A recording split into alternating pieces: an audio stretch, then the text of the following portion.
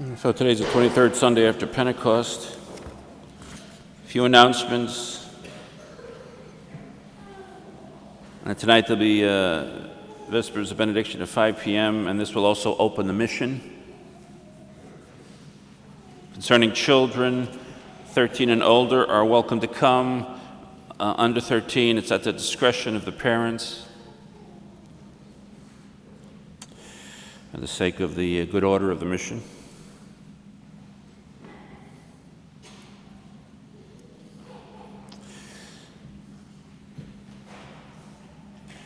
If you have a tendency to be scrupulous, you're asked not to come until Thursday. And those who come for all the days of the mission receive a plenary indulgence.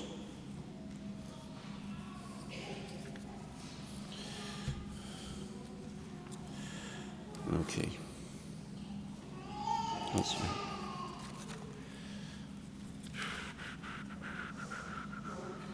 The altar cleaning team this week will be St. Anne, November 10th. Today's second collection will be for the Academy. There is no school tomorrow due to parent-teacher conferences. See the posted schedule for conferences in the church vestibule and in the school entrance. Also remember, you may gain a plenary indulgence for the holy souls by visiting a cemetery and saying there some prayers for them through November 8th inclusively. All souls envelopes are available in the vestibule. Fill them out and turn them in today. And they will be kept on our altar throughout the month of November.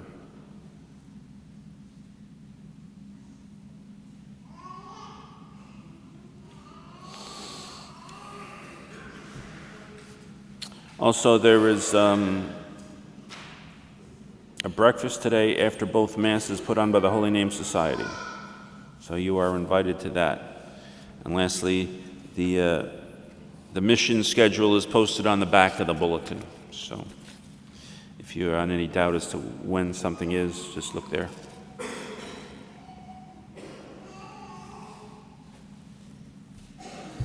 So the epistle to be read for the 23rd Sunday after Pentecost is that taken from the letter to the Philippians, chapter 3, verses 17 through 21, and chapter 4, verses 1 through 3. Brethren, be imitators of me, and mark those who walk after the pattern you have in us.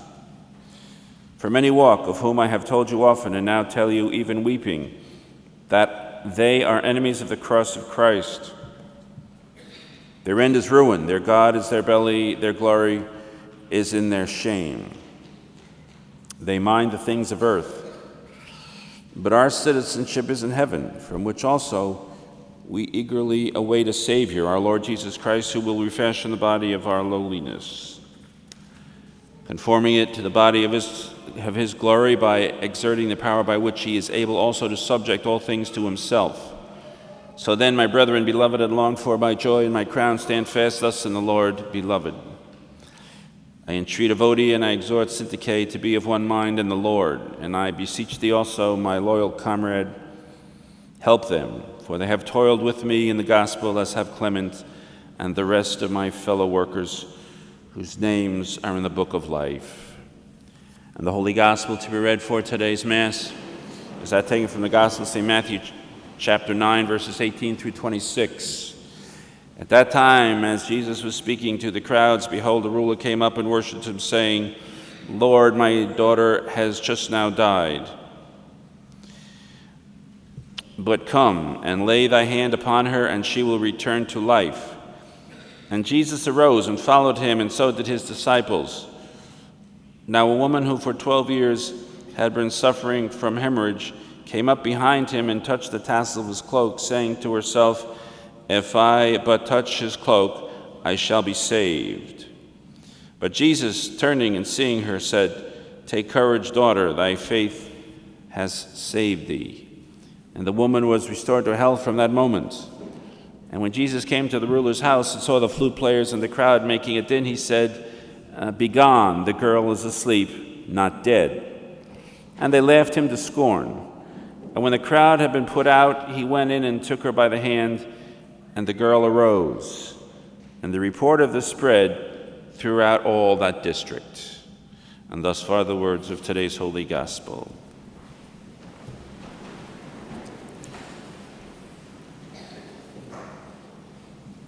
Well, it is, I understand, the custom on such occasions as this anniversary to speak about oneself, which is something I abhor, but I suppose I should conform to the custom and not be singular by straying from it. So, for the next 15 or 20 minutes, I will impose that penance on myself. To begin with, I'd like to start out with the observation that I think someone somewhere needs to start writing books about the activities of the society in at least some countries. We've been around long enough now, we've established already a history, and the history, at least in some areas, would be quite interesting. Certainly one of those would be the United States. There have been at least 2 books written about the Archbishop. Several books have been written about the society in Econe, courtesy of Michael Davies. But I think we need to start to consider a more local history.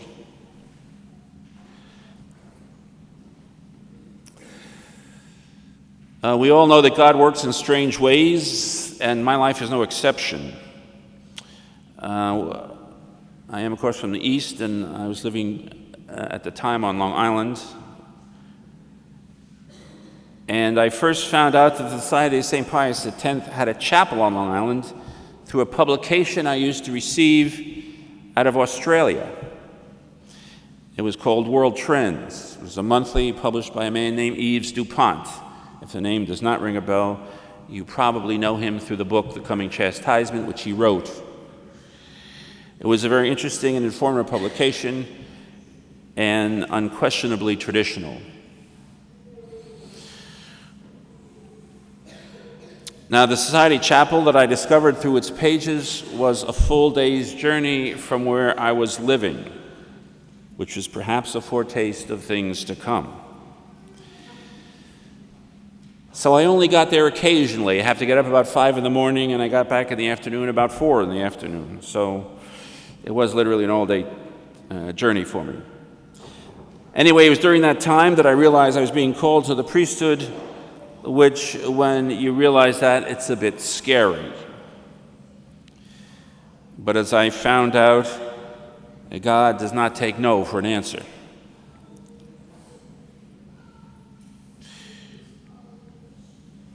God, however, spared me one thing in all of this. So many young men have to wrestle with whether or not they have a vocation. They have to take into consideration their talents, their temperaments, their education. It's always helpful to read about it, to see perhaps if what the author has written applies to you. They will speak to priests or perhaps the rector of the seminary, or spend some time in the seminary, all of which is an attempt to determine whether or not they have a vocation. But for some reason, God spared me all of that, as he told me rather suddenly and unmistakably that I was to be a priest. Why he did that, I don't know, but maybe he thought I was a tough nut to crack, and so he better not beat around the bush. So that was one thing. In 1976, I entered the seminary, the Society Seminary in Armada, Michigan. I particularly remember that year because on the East Coast we had a very severe winter. There was no global warming that year. Temperatures were frigid, there was plenty of snow, and I remember the one report how the diesel fuel in the locomotives was freezing, and so they couldn't run the trains, which shows you how cold it was. So that was the year in which I entered the seminary.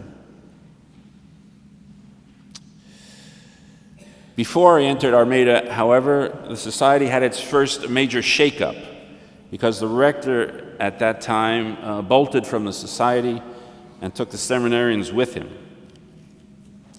So when I entered Armada in the fall of that year, the Archbishop had already appointed a new rector to take his place, who, ironically enough, some years later would do exactly the same thing. And now he's a bishop. In the meantime, well, you have to understand, Armada was in the middle of farm fields. Some of you have seen it, I'm sure. As soon as you go outside, everywhere you look is flat open space. So the rector wasn't particularly happy with the location, although it wasn't even so much for that as it was he wanted to be near a cultural center. So the seminarians could benefit by what the city has to offer in terms of music or art or whatever, museums, libraries. And so he always kept it in his mind to find a place that would be near one. And so next after Armada was Ridgefield, Connecticut. So 2 years later, after entering Armada, we loaded up a fleet of U-Haul trucks and drove to Connecticut, which is interesting to drive 1/3 of the way across the country at 40 miles an hour. Those trucks are low geared, so they're not meant for speed, that's for sure. So we went to Ridgefield, and that's where I finished my studies. The story that always struck me as being interesting, came out of about this time, was, again, the rector was looking for a seminary, and they had found a promising one in Pennsylvania. It was rather large and in apparently good condition. It had been vacated, though, as was so often the case because of the post-conciliar church. So he put somebody on it, a layman, to obtain the property for us. Well, what happened there was there was a real estate convention out in Hawaii, and the man put in charge of obtaining the seminary thought he was far enough away from Pennsylvania so he could speak freely, and so he did, and he talked about this seminary that he was working on obtaining. Well, sure enough, the word got back to the diocese, and the bishop put the kibosh on that, so we never did get that seminary, but it just is a proof that loose lips sink ships.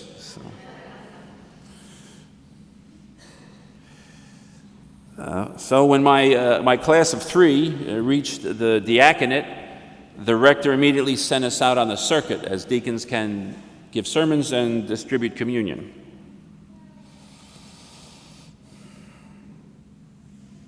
In what would have been my 6th year, or more specifically at the beginning of my 6th year, the rector asked the archbishop if he would ordain us early, because naturally enough, they wanted the help on the circuits. So he approached the archbishop, who turned him down. He said no, he wouldn't do it early. However, a few weeks later, that changed. The archbishop then relented and said, yes, we could be ordained early, and not being in on the inner sanctum of this, I don't know what transpired, but apparently the rector's arguments must have prevailed with the archbishop that he changed his mind. So we were ordained finally in early November, and in the first week of February, I was sent to St. Mary's because the first priest who was assigned there refused to go. So then I was chosen to go in his place. Quite truthfully, I myself didn't want to go because there was, to put it mildly, some controversies down there at the time. And it was being referred to either as Rumor Central or Radio St. Mary's or something. And it was a bit of a hornet's nest down there. In fact, I still remember today, to this very day, one of the first things somebody said to me when I got there was, "Welcome to the combat zone." So this was my baptism of fire after ordination. 2 months later, the following April, we had the next blow up in the society when 9 of our priests left, and that was out of Ridgefield. The Archbishop had been visiting the United States at that time, and he was in Ridgefield, and some of those priests came to him with their demands, things they didn't like, things they wanted changed, or whatever. And the Archbishop just wasn't going to tolerate it, so 2 of them he dismissed right on the spot, and several others followed along with them, and so we lost 9 at that time. Then Father Williamson became the new rector, and then things quieted down. Now, there's an interesting sidelight to this, and my memory is a bit vague here, so I can't exactly give you the sequence, but at least partly as a result of that incident, when Father Schmidberger took over the society, which, as you know, the Archbishop finally stepped down and retired. Father Schmidberger took it over. And of course, you have to understand, the Europeans are always very suspect of us. They think we're too independent, have too much independence of spirit, or we're too rebellious, or we don't have much use for authority, or something like that. So we're always under this cloud of suspicion on the other side of the ocean. Well, anyway, as a result of these kind of blow-ups and rebellions or whatever, Father Schmidberger felt he had proof that the Europeans were right about us all the time. And so he had decided to cut off the United States from the society. We would not be a part of the society's apostolate. But one thing intervened. One of our priests, Father Gertler, who was teaching at the seminary, and I think he's on sabbatical in St. Mary's. He approached Father Schmidberger and said, it's obvious the devil must want these American priests very badly if he would cause such disruption, which may be a good sign. Therefore, he said, I think we should continue to give them another chance. And apparently his arguments prevailed with Father Schmidberger, because as you see today, years later, we still have priests in the United States. So he may well be the unsung hero as to why you do. One of the results of the 9 leaving the society was the litigation and court proceedings that followed, as the 9 were claiming that some of the U.S. properties should go to them. So it all went to court, and there was a great deal of legal action, and so the judges ended up deciding who got what. And one of the properties we lost was our headquarters, Oyster Bay Cove, which, in my opinion, was a blessing, because there were some serious problems with it. For example, it was originally simply an estate of a private family, so there was no parking facilities. So if there was any kind of major event there, such as an ordination, confirmation, or the bishop's visit or whatever, there was simply no place to park. So that was one of the drawbacks of it. So I think myself, there was no loss to get rid of it. Of course, it does have historical value to us, but perhaps those can make a pilgrimage to it if they want to, if it's that important to them.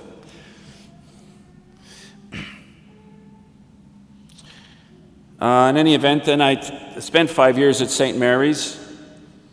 They're very happy years for me. And one of the outcomes of that was I came to love the Midwest, which I know strikes people as odd. I can give you an example of how odd it does strike people. I remember after I was reassigned from there, I came back to that area. I flew into Omaha and I rented a car to visit some old parishioners in Omaha and then down in St. Mary's. And when I happened to tell the person that I was there for a week's vacation, he laughed at me. You know, who comes to Nebraska and Kansas for a vacation? Well, I do. So, and I enjoy every minute of it. One of the stories that's told about St. Mary's, it's an oral tradition handed down. Any resident there knows it, and probably many of you do also. As you know, St. Mary's was originally a Jesuit mission to the Indians. And the oral tradition handed down was that at one point Our Lady appeared to one of the young Indian girls, and all the things she said to her I don't know, but from that has always come the statement that Our Lady told her that no tornadoes would ever touch down in St. Mary's. And there's a gazebo there on the spot where the apparition took place, so you can visit that if you're there. And in fact, it's true. As far as I know, tornadoes have never touched down there, although there are stories about them getting to the borders and then rising up over the town and then settling down in the town next to us. One tornado that struck while I was there ruined the bleachers in one of the baseball fields after it bypassed us. So that was always an interesting spiritual note about St. Mary's. After St. Mary's came Post Falls, where I stayed for almost 13 years, shy of 4 months. While it was relatively peaceful there were, however, 2 incidents, again, blow-ups or controversies that took place, which out of considerations of discretion I will not go into. In any event, while there, I did our 2 Montana missions. One we had in the Tri-Cities area of Washington, Pasco, Edmonds, Washington, and Boise, Idaho. And of course, all the priests shared the burden of doing the 2 convents, the Dominican and Carmelites. And finally was out of there. I did Alaska for 7 years. There's not really much to say regarding Alaska, although many people consider it an exotic place. One of the interesting things that did come out of there was after the Archbishop had consecrated the 4 bishops, the only chapel in the United States to split with the society over that was Fairbanks. I think there was more upheaval in Europe over it than there was here, so that was the only one. And the coordinator of Fairbanks didn't agree with the decision, and he took about half the chapel with him, so then Fairbanks went down to roughly about 15 people. The other interesting thing about Alaska are the moose that are up there. In the winter, the heavy snows drive them out of the mountains and the forests, and so they end up either downtown or in your backyard. And it's not unusual to see them walking the streets in residential areas or walking along, say, the bike paths. And the thing is, though, you do not want to consider it local color and go up and take their picture, because they're aggressive animals and they're dangerous, so they will charge you. So if you're up there sometime, give them a big detour.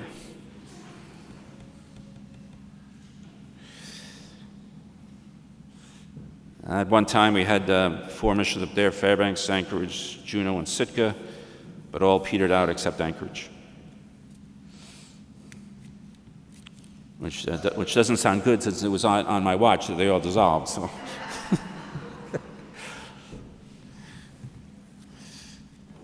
So finally then, it's been so busy or exciting over all these years that I really haven't had much time to stop and ask myself, what have 25 years of the priesthood been like? And maybe when I slow down with old age, I'll have time to reflect on that and give it some consideration. And lastly, I think it only fitting and appropriate that I publicly express my thanks and appreciation to the Archbishop Lefebvre, for ordaining me. As time goes by, there are fewer and fewer priests who are left who were ordained by him. So I feel that this influence on my life should be acknowledged by myself here. And finally, this interesting thought occurred to me a few days ago. If it should happen that the Archbishop is canonized during my lifetime, then I can say I was ordained by a saint. However, this probably will not happen, but I can think about it. So, in the name of the Father, and of the Son, and of the Holy Ghost, amen.